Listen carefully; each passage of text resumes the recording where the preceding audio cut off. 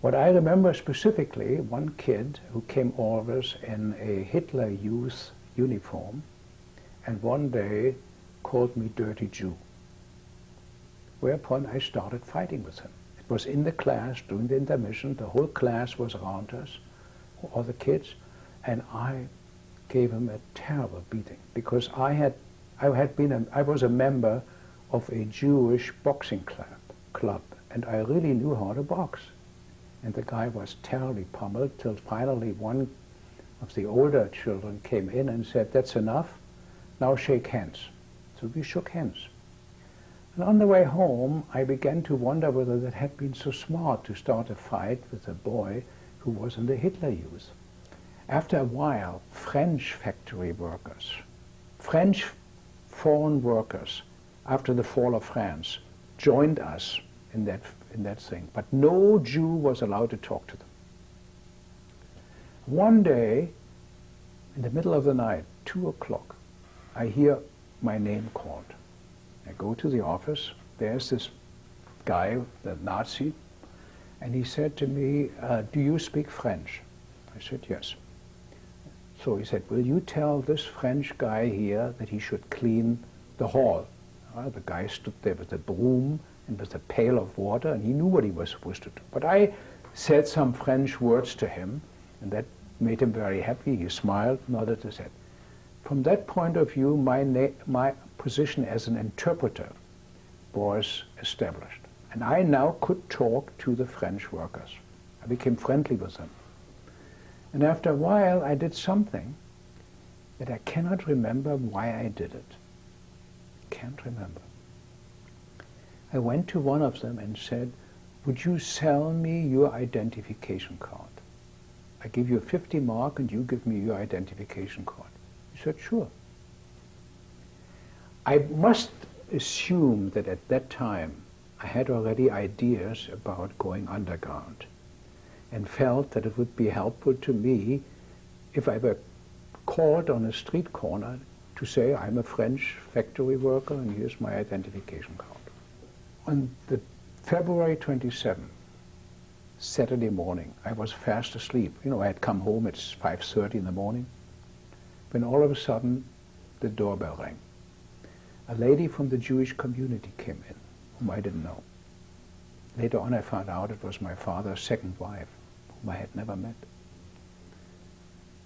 She said, "Walter, we have just learned that all the Jews who are on their jobs in the factories have been deported. So your mother and sister are not going to come home."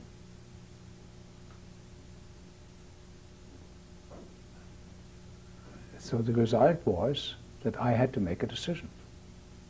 And she said to me, "If you don't want to get deported, don't go to work on Monday."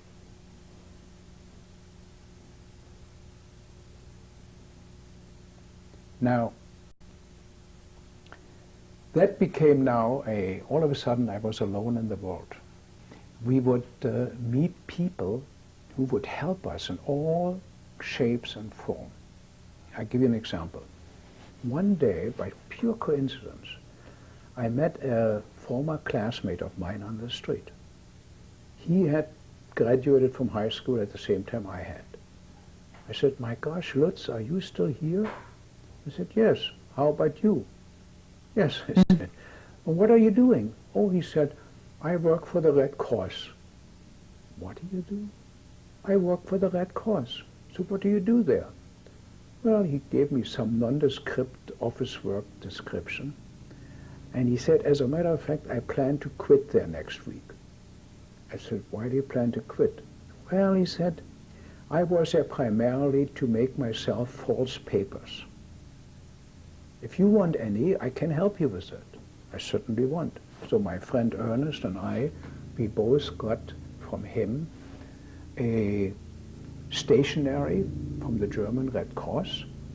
Our pictures, we gave him our pictures, which he had put on it. And then it said on top, Mr., I gave him a name, I used my first names, Walter Klausner. Herr Walter Klausner is Referendar at the Deutsche Rote Kreuz, blah, blah, blah. And then on the bottom was my picture, and he had put a stamp on it from the Deutsche Rote Kreuz. He had the same thing, and my friend had the same thing, and shortly thereafter he disappeared from German Rote Kreuz. Okay, so now we thought, that's not so bad. Now I had a French identification card, Raymond Châtenay, and I had a German from Rote Kreuz identification cards, Walter Klausner, and that was better than nothing. And it wasn't obvious that we needed it. In other words, it could well be that that identification card from the factory was sufficient. But I wasn't sure. And now I had one of these brainstorms. Just like when you asked me, I all of a sudden remember all kinds of things. Something was tacked away in my memory that came back. My father and his sister owned a fairly expensive building that was rented out and that had, like every other building, a superintendent. And from time to time, when my father was finished with his praxis, he would walk over there. It was in a very nice section of the town where my grandparents had lived. And he said, Walter, I have to see Herrn Dutak. Herr Dutak is the superintendent. Why don't you come along? We have a problem with a leak in the roof. So we walked over there, and he said to me something that I have apparently registered in my memory. Herr Dutak is a plumber, and all plumbers are red. All plumbers are communists. I went to Herrn Dutak, always with a little trepidation, you know, but I was pretty sure of myself that that was not a risk. He saw me. He said, Walter, are you still here? Wonderful. Come right in. What can I do for you? First of all, how about a piece of cake? I hadn't seen a piece of cake for God knows how long. I don't know how he got one, but his wife had made a cake, and he came, and Frau Dutak brought me a piece of cake and something to drink. And then he said, okay, what can I do for you? Well, I said, Mr. Dutak, you are a plumber, right? Yeah. And you work on a construction job, I assume. Yes, that's correct. And when you get to that job, in that construction area, you change your clothes and put on a work suit. Said, yes, exactly right. And so does everybody else, all your colleagues there, yes. I want to ask you a question.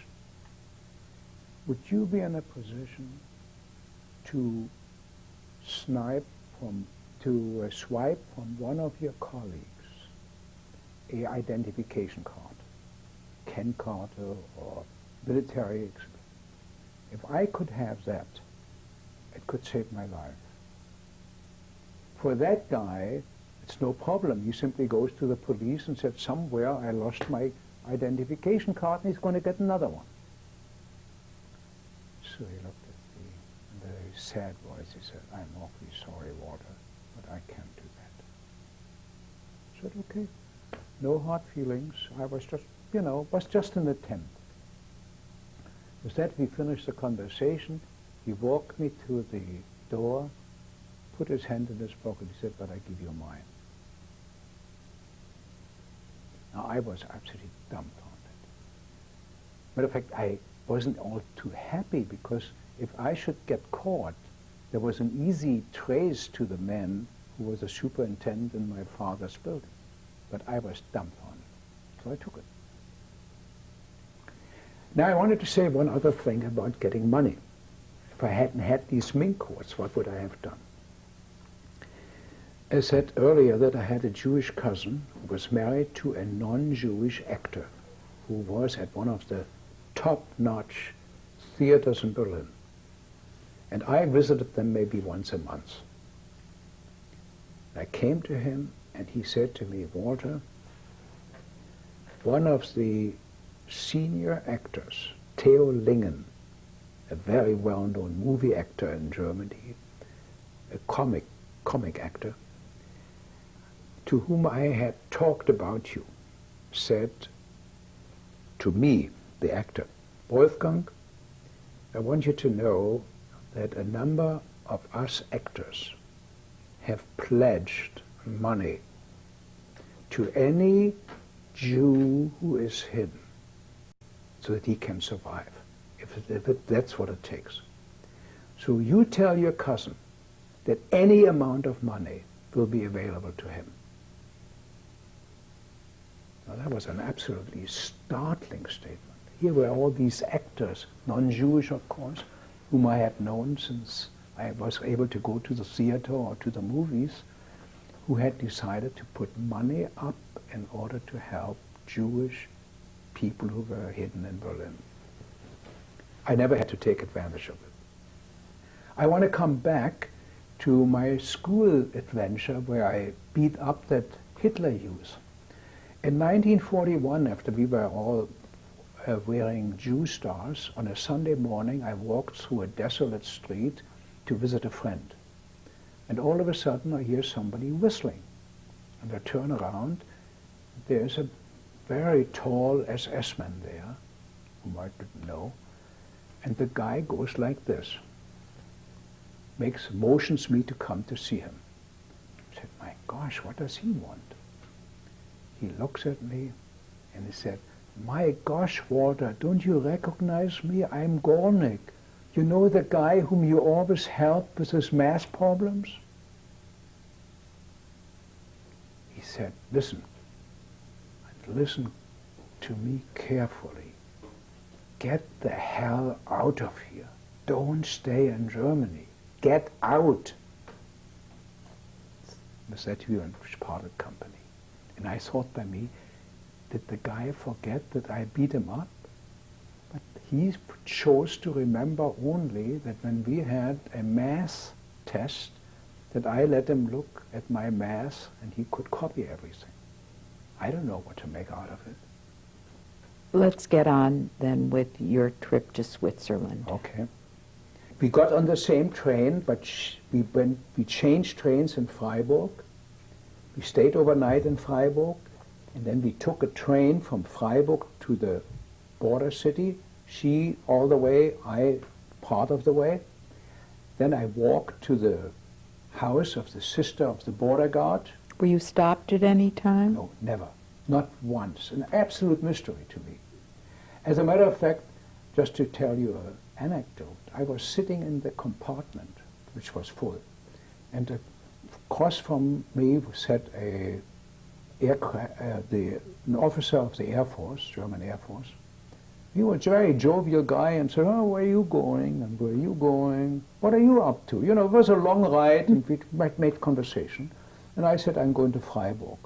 You're going to Freiburg? One of my favorite cities. What are you doing in Freiburg? Oh, I said, I'm going to visit my aunt because we have to make arrangements to send some of our belongings out of Berlin because of the bombardments. Oh, where does your aunt live? Now, you know, I had never been in Freiburg, I knew nothing about Freiburg, and I didn't have an aunt. And without batting an eyelash, I said, in the Adolf Hitler Street. There wasn't a town in Germany that didn't have an Adolf Hitler Street. I took a chance that there was in Freiburg one. And now the two of us and her dog got exact instructions of how to walk, where to go, how to go through a garden. Who gave you these instructions? Pardon? Who gave you these instructions? The sister of the border guard. He had a little drawing that maybe he had made, and it showed a garden with fence down to the Rhine, but there was a hole in that fence in a certain direction. I would never have found it in my excitement, but she did. Maybe because she had done that before. So we found the hole, we went through the hole, we walked along the Rhine, and then at one point there was a kind of a jetty going out into the water, so we had to go around, and I was always way ahead of her, and she fell in the water. She couldn't get up. She wore my mother's mink coat that was full of water, so I had to go back. I went back. I didn't have to, but I went back and pulled her out, and she was rather grateful to me for all this. When people hear your story, what would you like them to take away from it?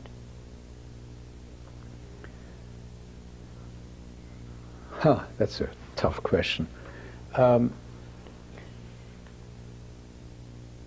guess the first thing that comes to mind is that the human being is terribly adaptable to all kinds of developments, which, when seen from the distance, seem almost impossible. And somehow, with all the developments that happened in Nazi Germany, that one somehow can adapt, that one doesn't collapse and all this kind of thing, is rather surprising. The second thing I would say is that when you take the large number of people who perished in the Holocaust, and all those people who were unable to emigrate the way I was, then it's an absolute astounding question to ask, how come you were not part of them? And the answer is that, number one, an enormous amount of luck. I mean, I didn't plan it that I would work night shift, and therefore was not deported when everybody else in my family was deported. I, at the same time, would say that luck in itself, by itself, was probably not sufficient.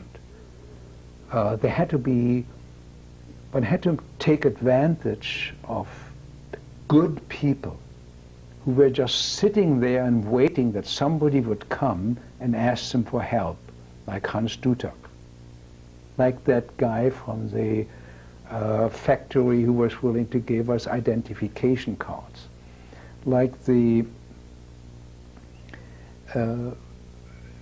woman who was willing to take one more Jew out into Switzerland where she knew people and so on. I mean, I wished I could say that I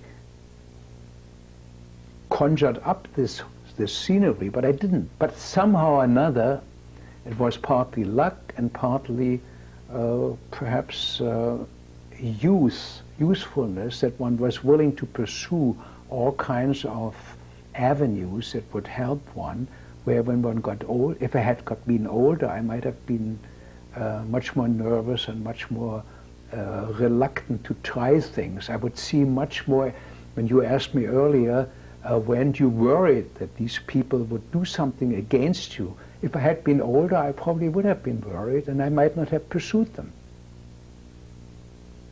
So that's perhaps something one can take along. The third thing that I think I would definitely like people to take along is the marvelous treatment I enjoyed in Switzerland. I couldn't have been better. Maybe at the beginning one would have said by hindsight, this was a terrible military camp, how you were treated there. But at the time, I was happy like anybody could be. And so it went from step to step. I owe them my education. I owe them my survival and everything. And I have never found them in any shape or form nasty or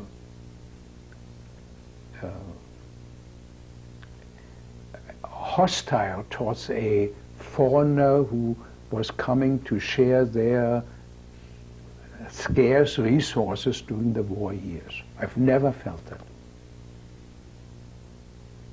And finally, I have to come to the conclusion that, having lived in all kinds of environments in Germany, in Switzerland, in America, in Puerto Rico, the opportunities and the way of life in America have been absolutely fantastic for me, something that I could never have anticipated. Never. Thank you very much. Okay. We've come to the end of this tape as well.